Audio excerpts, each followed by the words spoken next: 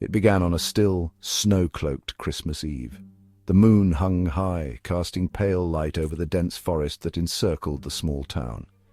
A group of teenagers, drunk on a mix of holiday mischief and the kind of courage that comes only with youth, gathered at the edge of the woods. The air was bitterly cold, their breath clouding around them as they performed their grim little ritual.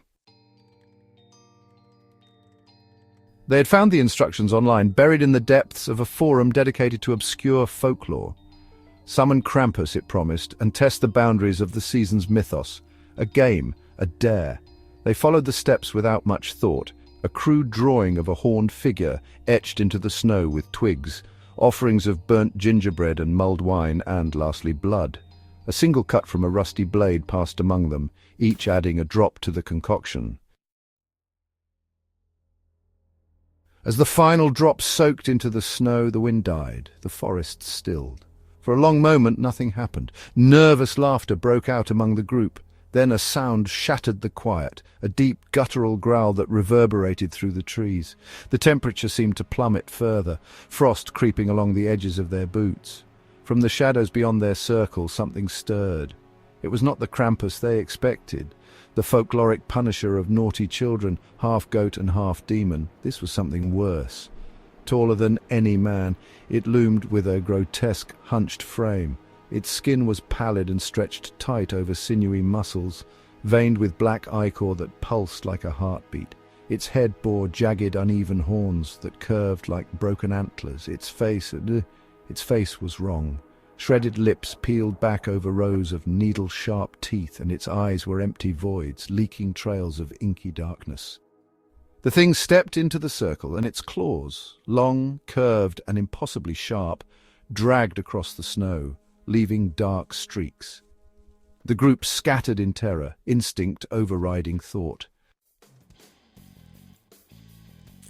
But there was no escape. The first to fall was the boy who had drawn the symbol. He ran blindly into the trees, heart pounding in his chest, branches clawing at his face. He tripped and fell, his hands plunging into icy snow. As he scrambled to rise, the creature was suddenly there. It moved faster than anything that size should, silent save for the wet crunch as its claws pierced his chest. The boy choked, blood bubbling from his lips, and in his final moments he saw it leaning closer. Its face split open wider, revealing a second inner mouth dripping with saliva. His screams were swallowed by the sound of tearing flesh. The others heard it but dared not look back. One girl stumbled into the clearing and pressed herself against a tree, shaking uncontrollably. She thought she was safe, but the creature had no need to hunt by sight. It smelled her fear, her guilt. The air around her grew suffocatingly cold, her chest constricted, as if unseen hands were squeezing her lungs. The sound of bells, low and sinister, echoed in her ears. She gasped and clawed at her throat, but her body betrayed her. As her vision darkened, the last thing she saw was its silhouette, its empty eyes staring into her soul. One by one it hunted them, and with each kill the forest grew darker. The snow stained red. The boy who had suggested the dare lasted the longest. He ran for what felt like hours, his legs screaming in protest, his mind fraying. He knew it was futile, but primal instinct kept him moving. When he could run no more, he collapsed in a small hollow beneath a fallen tree, panting and shivering. That's when he heard it. A sound like cracking ice and wet leather being torn apart. Slowly he turned his head, and there it was, crouched mere feet away, watching him. But it did not lunge, not yet. Instead, it tilted its head as if studying him. The boy felt a strange compulsion to speak, though no words left his lips. He thought about why he had done this, why he had led them all here. The creature seemed to sense it, and its empty eyes glimmered faintly. Images filled the boy's mind. His worst moments, his darkest secrets.